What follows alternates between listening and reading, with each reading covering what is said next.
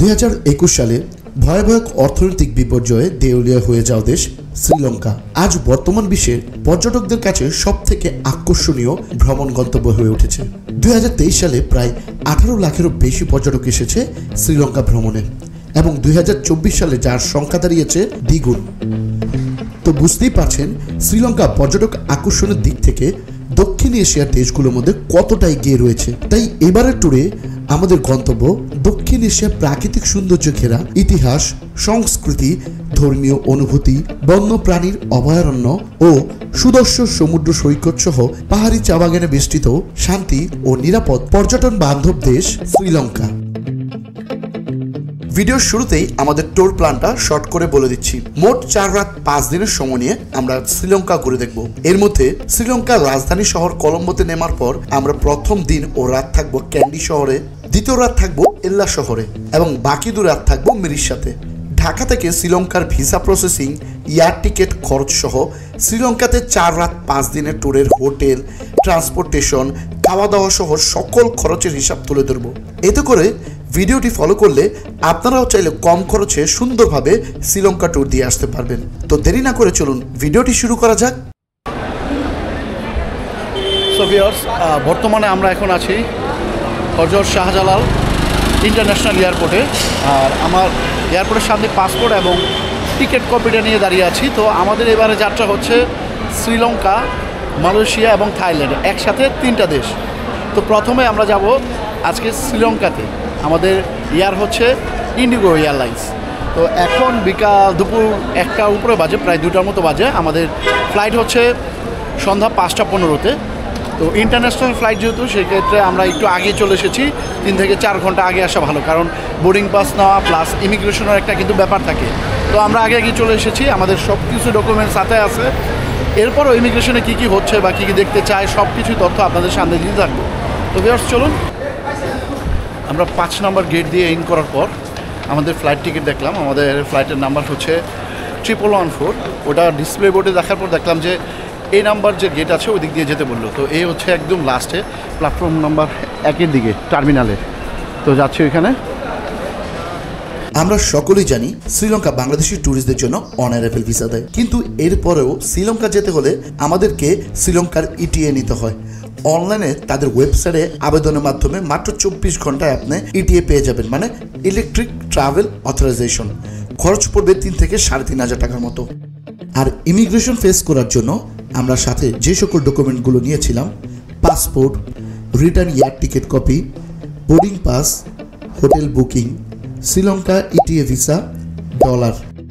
আমাদের এবারে Sri Lanka, Malaysia, Thailand ট্যুরের এয়ার টিকিট থেকে শুরু করে হোটেল বুকিং, ট্যুর প্যাকেজ সব কিছুই বুকিং করেছিলাম ট্রাভেল ফ্লাই এক্সপ্রেস ট্রাভেল এজেন্সির মাধ্যমে। আমার খুবই কাছে এবং বিশ্বস্ত একটি এজেন্সি। আপনারা চাইলে ভিডিওর স্ক্রিনে দেওয়া নম্বরে কল করে তাদের সাথে যোগাযোগ করে ট্যুরের সকল সাপোর্ট নিতে পারবেন। মাত্র ইমিগ্রেশন শেষ করে আমরা এখন প্রবাসী লাউঞ্জে বসে আছি, এই যে সামনে দেখতে পাচ্ছেন। আর এইখানে এই যে আমাদের বোর্ডিং পাস। তো আপনাদের ইমিগ্রেশনে কী কী লাগবে বা কী কী হয়েছে সেটা একটু ধারণা দিয়ে দিই। প্রথমত ইমিগ্রেশনে ঢোকার পর প্রথমে আমাদের এন্ট্রি গেট থেকে আমাদের পাসপোর্ট দেখে বললো যে ডান সাইডে একটা পুলিশ বক্সে বসে আছে, ওনার সাথে গিয়ে দেখা করুন। তো আমরা গেলাম, ওইখানে দেখা করলাম। দেখা করার পর উনি আমাদের জিজ্ঞেস করলো কোন কোন দেশ ট্রাভেল করা আছে। আমি বললাম যে ইন্ডিয়া, নেপাল, ভুটান। তারপর সে আমার পাসপোর্টগুলো উঠে দেখলো, উল্টা পেজগুলো দেখার পর জাস্ট এতটুকুই। পরবর্তীতে কি এবারকে থাইল্যান্ড শ্রীলঙ্কা যাচ্ছেন? আমি বললাম যে হ্যাঁ, আরও দেশ প্ল্যানিং আছে ভবিষ্যতে। তো এতটুকুই কথা। জাস্ট সে আমাকে কী করলো, এই বোর্ডিং পাসের মধ্যে এই যে দেখতে পাচ্ছেন ওকে লিখে দিল। এই এতটুকুই, জাস্ট ওকে লিখে আমাকে ছেড়ে দিল। এবার ইমিগ্রেশনে দাঁড়ালাম লাইনে দাঁড়ানোর পর কোনো কথা জিজ্ঞাসা না, জাস্ট কী বলছে যে আপনি কী করেন? আমি বিজনেস করি। জাস্ট এতটুকুই, আর কোনো ধরনের হ্যাসেল পাওয়াতে হয়নি। তো এটা কিন্তু সবার ক্ষেত্রে নয়। যারা প্রথম যাচ্ছেন শ্রীলঙ্কা বা থাইল্যান্ড, মালয়েশিয়া, তাদের ক্ষেত্রে একটু জটিল হয়, কারণ আমাদের পিছনে আরও 3 জন ছিল আমার গেস্ট। যখনই আমরা 3 জন, আমাদের ইন্ডিয়া, নেপাল, ভুটান অনেকেই ঘোরা আছে এবং এর আগেও একজনের থাইল্যান্ড ভ্রমণ করা আছে, কম্বোডিয়া, লাওস, তারপর হচ্ছে ভিয়েতনাম, মালয়েশিয়া, সিঙ্গাপুর।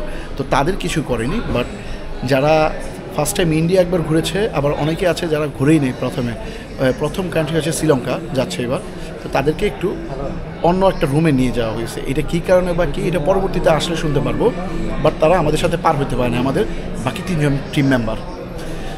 কথা বলতে চেয়েছিলাম কী সমস্যা, বললো যে আপনাদের ইমিগ্রেশন শুরু হয়ে যাচ্ছে, আপনারা করে ফেলেন ইমিগ্রেশন, ওনাদের আমরা দেখতেছি। তো এছাড়া আর কোনো ঘটনা নাই, একদম স্মুথলি ইমিগ্রেশন কমপ্লিট হয়ে গেছে। এখনও আমাদের 3 জন ইমিগ্রেশন কমপ্লিট হয় নাই, তো আমরা বাকি 3 জন এখানে এসে ইমিগ্রেশন কমপ্লিট করে প্রবাসী লাউঞ্জে এসে ওয়েট করতেছি। আর এখানে প্রবাসী লাউঞ্জে বসার জায়গা আছে, সুন্দর সেটিং, এবং খাবার দাবার কিন্তু ভালো ব্যবস্থা আছে। তো আপনারা যদি দেখেন সেই ক্ষেত্রে কম টাকা দামে, যেরকম চিকেন তেহারি কিন্তু 110 টাকা পাওয়া যাচ্ছে, ফ্রাইড রাইস 120, ডিম খিচুড়ি 90 টাকা। আর এখানে মানে আমাদের বলতে গেলে যে সাধ্যের মধ্যে, আগে এয়ারপোর্টে আসলে কি হচ্ছে, আমরা আগে খেতে গেলে ভয় পেতাম এটা কিছু, কারণ এত দাম ছিল, বাট এই প্রবাসী লাউঞ্জ করে দেওয়ার পর থেকে কিন্তু এটা সাধ্যের মধ্যে চলে আসছে। তো আগে এটা ছিল না প্রবাসী লাউঞ্জ, তো দিস দ্য ফার্স্ট টাইম আমরা যারা হচ্ছে স্বল্প আয়ের মানুষ এবং লো বাজেট ট্রাভেলার, আমাদের জন্য এই প্রবাসী লাউঞ্জটা বেস্ট। এখানে সিঙ্গারা নিলাম হচ্ছে 15 টাকা করে অনলি, এবং এখানে মজার বিষয় আছে, এখানে হচ্ছে চিকেন তেহারি আছে, চিকেন খিচুড়ি আছে, ডিম খিচুড়ি আছে, যেটা হচ্ছে একদম সাধ্যের মধ্যে, অলমোস্ট 150 টাকার মধ্যে আপনি সব আইটেমগুলো পেয়ে যাবেন। সো যারা ঢাকা ইন্টারন্যাশনাল এয়ারপোর্টে আসবেন, আশা করি প্রবাসী লাউঞ্জে অবশ্যই ব্যবহার করবেন। আমরা মাত্র হচ্ছে সিঙ্গারা খাচ্ছি, আমাদের ফ্লাইট যেহেতু 5:30টায়, আমরা ফ্লাইটে ওঠার আরও আধা ঘন্টা 1 ঘন্টা আগে ফুল দমে পেট লোড করে যাব আশা করি। তো এখানে একটা বিষয় আপনাদের দেখাচ্ছি, সেটা হচ্ছে কি আমাদের গেস্ট একজন,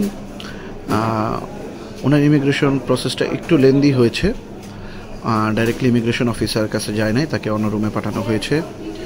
সেখানে তার কাছ থেকে অনেকগুলো ইনফরমেশন নেওয়া হয়েছে, যেরকম সে কি করে, তারপর হচ্ছে ওই যে এখানে লেখা উনি একজন চার্টার্ড অ্যাকাউন্টেন্ট, CA লেখা, তারপর ওনার স্যালারি কত, তো উনি বলছিল যে 18,000 এবং কনভেন্স হচ্ছে 5,000 এক্সট্রা, তো ওই 18 + 5K লিখে দিয়েছে 23,000।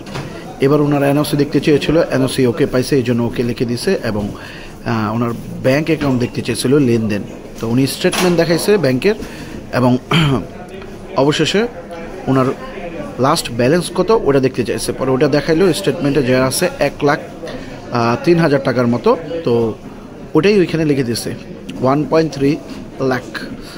তো এটাই ইমিগ্রেশনে যাদের সন্দেহভাজক মনে হচ্ছে, ডাইরেক্ট ইমিগ্রেশনে না নিয়ে সাইডে একটা রুম আছে ওইখানে নিয়ে যায়, এই প্রশ্নগুলো করে। এগুলো যদি ওকে থাকে, উনি যেভাবে উত্তর দিয়েছে, এবং একজন চার্টার্ড অ্যাকাউন্টেন্ট, তো এখানে আর কোনো কিছু করার নাই, সব ওকে পেয়েছে, টিকেটিং থেকে হোটেল বুকিং সব কিছু তাকে ছেড়ে দেওয়া হয়েছে নর্মালি। এখন বিকাল 5টা বাজে, আর আমাদের প্লেন চলে এসেছে ইন্ডিগো এয়ারলাইন্স। এই এয়ারলাইন্সে করিয়ে আমরা এখন রওনা দেব কিছুক্ষণের মধ্যে শ্রীলঙ্কার উদ্দেশ্যে। আমাদের এটা একটা ট্রানজিট ফ্লাইট, প্রথমে যাবে হচ্ছে আপনার চেন্নাইয়ে 5 ঘন্টা একটা ট্রানজিট আছে, এরপর নিয়ে যাবে আমাদের শ্রীলঙ্কাতে। এবং এখান থেকে আমরা দেখতে পাচ্ছি যে আমাদের প্লেনটা চলে এসেছে, এখানে বোর্ডিংয়ে দেওয়া যে মাল সামানাগুলো আছে লাগেজ, এগুলো প্লেনে উঠানো হচ্ছে, আর 5:15-তে আমাদের প্লেনটা ছেড়ে দিবে। তো অলমোস্ট আমাদের ডাক চলে এসেছে, যেতে বললো, আমরা এখন যাচ্ছি, তো দেখতে থাকুন বাকিটা। ঠিক আমরা এই রাস্তাটা দিয়ে একটা ব্রিজের মতন করে দেওয়া, এই দিক দিয়ে আমরা এখন যাব, প্লেনের ভিতরে ডাইরেক্ট প্রবেশ করব। এবং ওই পাশে দেখেন বাংলাদেশ বিমান আছে, এদিকে আরও অনেকগুলো বিমান আছে, তারা ইন্ডিগো, এবং এখানে আমরা সেরা দাঁড়িয়ে আছি, আমাদের বোর্ডিং পাস চেক করে করে প্লেনের ভিতরে এখন ঢোকানো হবে। যাক, অবশেষে আমরা প্লেনে উঠে পড়লাম, আমাদের গন্তব্য উদ্দেশ্যে যাচ্ছি এখন। পুরো কোনো প্রকার ঝামেলা ছাড়াই আমরা রওনা দিচ্ছি, ওই আর কি। এবং আমরা এক্সিটের পাশে সিটটা নিয়েছি, একদম প্লেনের লেগ স্পেস পাওয়া যায় ভালো পরিমাণ, দেখতেই পাচ্ছেন অনেকটা বড়। এই এক্সিটের পাশে যদি আপনার সিট নেন, এই জিনিসটা একটু খেয়াল রাখবেন, যারা যাবেন ট্রাভেল করবেন সবসময় মনে রাখবেন। এবং এই পাশে হচ্ছে আমার উইন্ডো সিট, এখান থেকে ভিউ দেখা যাবে আশা করি। ইন্ডিগো এয়ারলাইন্স আমাদের মতো বাজেট ট্রাভেলারদের জন্য আশীর্বাদ স্বরূপ। আমাদের এয়ার টিকেটের সাথে খাবার দাবার ছিল না, কিন্তু এয়ার টিকেটের প্রাইসটা কমই পড়েছিল। ঢাকা থেকে কলম্বো মাত্র 23,000 টাকায় আমরা টিকিটটা কেটেছিলাম। সো ভিউয়ার্স, এখন রাত 3টা বাজে, আর আমরা মাত্র 1 ঘন্টা ডিলেতে কলম্বো এয়ারপোর্টে মাত্র ল্যান্ড করলাম। তো কলম্বো এয়ারপোর্টটা মোটামুটি বড়ই, এবং এখানে আমরা এই যে সিঁড়ি লিফটের মতো দেওয়া আছে, এখানে অটো চলে যাচ্ছে, আমরা দাঁড়িয়ে আছি। সামনের দিক দিয়ে আমাদের অ্যারাইভাল পয়েন্ট, ওই পাশে আমরা আমাদের ইমিগ্রেশন যেটা হবে ওই সাইডটা যাব এখন আমরা বর্তমানে। তো খুবই বোরিং একটা জার্নি ছিল, যেহেতু ট্রানজিট ফ্লাইট ছিল যার কারণে সময় একটু বেশি লেগেছে, আবার ফ্লাইটটা একটু ডিলেও ছিল, এই জন্যই সমস্যা। শ্রীলঙ্কা কিন্তু প্রচুর ফরেন ট্যুরিস্ট আছে, বাইরে থেকে বেশি আছে ঘোরার জন্য, শ্রীলঙ্কাকে এক্সপ্লোর করার জন্য। আমি এই পর্যন্ত মানে ফ্লাইটেও ছিল, ফ্লাইট থেকে নামার পর এখানে আসার পর দেখতেছি আরও বেশি ফরেন ট্যুরিস্ট এখানে। এই দেখতে পারবেন আমি যে হেঁটে যাচ্ছি, কথা বলতেছি, একের পর একদিন ফরেন ট্যুরিস্ট। তো আমরা এখন অনেকক্ষণ যাবতই হাঁটতেছি আমাদের ইমিগ্রেশন খুঁজে বের করার জন্য। ইমিগ্রেশনটা হয়ে গেলে তারপর জাস্ট ওকে শান্তি। So viewers, welcome to Sri Lanka. অবশেষে আমরা শ্রীলঙ্কা চলে আসলাম। ইমিগ্রেশন আমাদের শেষ হয়ে গেল খুব দ্রুত, স্মুথলি। আমরা ইমিগ্রেশনের লাইনে দাঁড়িয়েছিলাম, তখন হঠাৎ করে ইমিগ্রেশন অফিসার ওই ডেস্কে থেকে উঠে এসে আমাদের জিজ্ঞেস করলো আপনারা কয়জন, কোথা থেকে এসেছেন, বাংলাদেশ থেকে। শ্রীলঙ্কা কয়দিন থাকবেন, বললাম আমরা 5 দিন থাকবো, 6 দিন। তো আমাদের আইটিনারি দেখতে চাইলো এবং আমাদের পাসপোর্টগুলো নিয়ে ডাইরেক্ট চলে গেল। তো আমরা বললাম যে আমরা গ্রুপ ছিলাম 6 জনের, তো নিয়ে গেল। তো আমরা তাকিয়ে রইলাম যে কী করবো বুঝতে পারতেছি না। তখন সে আবার ঘুরে ফিরে পাসপোর্টগুলো 2-3টা অফিসারকে দেখাইলো, দেখায় নিয়ে এসে আমাদের সাথে কথা বললো যে আপনাদের 3 জনের ট্রাভেল হিস্টোরি ভালো, আর বাকি 3 জনের তো এরকম কোনো ট্রাভেল হিস্টোরি নেই, যেতে দেওয়া যাবে না। তারপর আমরা বুঝাইলাম যে তারা ঘুরতে এসেছে অ্যাকচুয়ালি শ্রীলঙ্কা আমাদের সাথে এক্সপ্লোর করব। তো আদার্স যে ডকুমেন্টসগুলো দেখানোর কথা, তাদের হোটেল বুকিং থেকে শুরু করে যত ইনফরমেশন সেগুলো আমরা প্রোভাইড করেছি। এবং দেখার পর আমরা ইংলিশে মোটামুটি ভালোভাবে তাদের সাথে কমিউনিকেশন করলাম, বুঝালাম আমরা ঘুরতে এসেছি, আমার ইউটিউব চ্যানেল দেখালাম। তারপর আদার্স যে ইনফরমেশন দেওয়া দরকার থাকে, যে আমাদের গ্রুপ, আমরা বিজনেস করি, কে কী করে, ওটা প্রফেশনগুলো দেখালাম। দেখানোর পর ওনারা একটু স্যাটিসফাই হয়ে তারপর আমাদেরকে অ্যালাউ করলো। সাথে সাথে আমাদের বললো যে আপনার পাসপোর্টগুলো নেন, লাইনে ইমিগ্রেশনে দাঁড়ান, আমরা আবার ইমিগ্রেশন করে দিচ্ছি। সাথে সাথে সিল দিয়ে ছেড়ে দিল। তো এই আর কি, মোটামুটি একদম বলতে গেলে স্মুথলি শেষ হয়েছে ইমিগ্রেশনটা। প্রথমে তো ভয় পেয়ে গেছিলাম পাসপোর্ট নিয়ে কোথায় চলে গেল, বাট পরবর্তীতে একদম স্মুথলি কমপ্লিট। তো এই যে আমাদের এখন আমরা চলে এসেছি, আমাদের যে বোর্ডিংয়ে যে ব্যাগেজগুলো দেওয়া ছিল সেগুলো এখান থেকে এখন কালেক্ট করতে হবে, সেখানে চলে এসেছি এখন। আমরা লাইনে দাঁড়াইছিলাম, পিছন থেকে একজন অফিসার, আমাদের একজন সাথে গেস্ট আছে, ভাইকে জিজ্ঞেস করলো ওয়ার ইউ গোয়িং, বললো শ্রীলঙ্কা, শ্রীলঙ্কা বারবার বলতেছে। তাই আমি ডিরেক্ট ইন্টারাপ্ট করলাম যে ma'am what's the reason, what's the problem, tell me.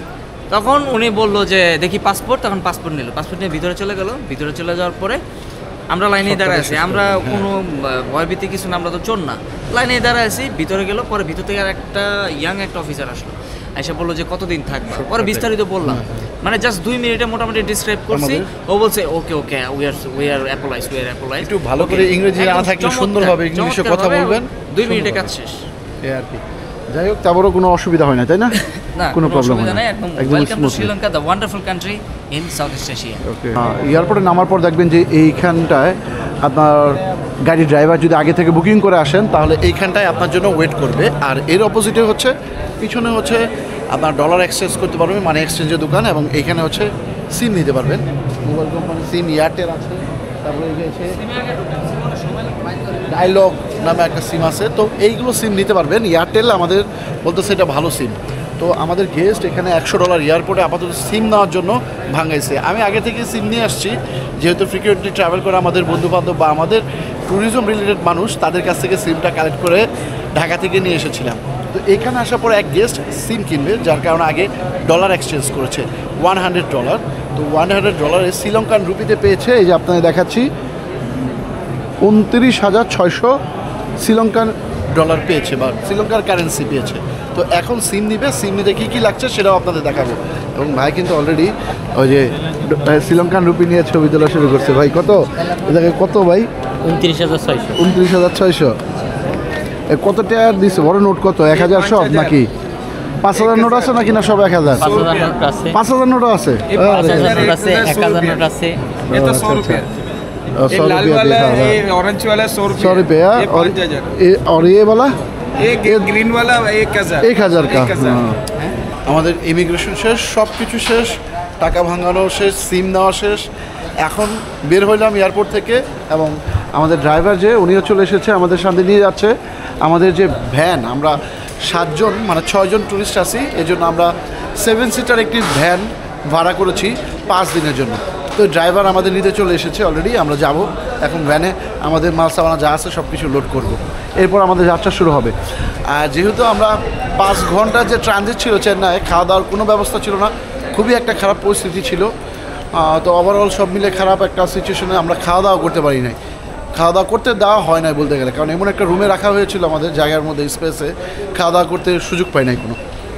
তো এখন যাচ্ছি, এই সকাল এখন প্রায় 4:45 মতো বাজে। এখন গিয়ে আমরা আগে প্রথমে গাড়ি নিয়ে চলে যাব এখানে কোনো রেস্টুরেন্ট আশেপাশে পাই কি না সেখানে। আগে বলতে গেলে এখন সকালের নাস্তা করব নাকি রাতের খাবার খাবো বুঝতে পারতেছি না, তবে যাই গিয়ে কী পাই সেটাও দেখাবো খাওয়ার জন্য। তাই আর কি, এই যে অলরেডি আমরা এখন বের হয়ে যাব, আমাদের গাড়ির সামনেই আছে। আমাদের এই ভ্যানটা চলে এসেছে 7 সিটারের, এবং আমাদের লাগেজগুলো ভিতরে দেওয়া হচ্ছে এখন।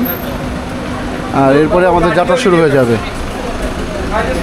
হ্যাঁ হ্যাঁ, নিচ্ছি।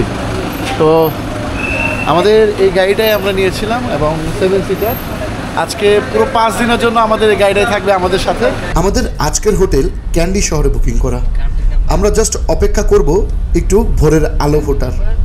এর মধ্যে আমরা সকালে নাস্তাটা সেরে নিব, 6টা বাজলেই রওনা হব ক্যান্ডির উদ্দেশ্যে। সামিহা রেস্টুরেন্ট, এখানে আসলাম রাতে খাবার দাবার খাওয়ার জন্য, যেহেতু এখনও খাওয়া দাওয়া করিনি আমরা। আমরা এখানে আসার পর এগ ফ্রাইড রাইস পাইলাম, মানে এছাড়া আর কোনো আইটেম নেই খাওয়ার মতো। তো আমরা এগ ফ্রাইড রাইস অর্ডার করলাম এবং সাথে চলে আসলো গরম গরম খাবার। এবং এই একটা ডিশ আমাদের 1300 শ্রীলঙ্কান রুপি পড়েছে এবং 2 জন খাওয়া যাচ্ছে, এত পরিমাণ দিয়েছে। তো এখানে খেতে আসলে অবশ্যই হিসাব করে দিবেন যে কতটুকু পরিমাণ, ফুল না হাফ। ফুল হলে প্রায় খাবারগুলো আপনার 2 জন শেয়ার করে খেতে পারবেন। আমাদের আজকের ভিডিওটি এ পর্যন্তই। পরবর্তী ভিডিওতে দেখাবো যে আমরা সকাল সকাল এখান থেকে রওনা দিয়ে ক্যান্ডি যাওয়ার পথে কি স্পটগুলো ঘুরে দেখলাম এবং ক্যান্ডিতে কোথায় গিয়ে আমরা হোটেল নিয়ে স্টে করলাম। সকল কিছুই পাবেন পরবর্তী ভিডিওতে। তো সে পর্যন্ত ভালো থাকবেন, সুস্থ থাকবেন, দেখা হবে নতুন এপিসোডে।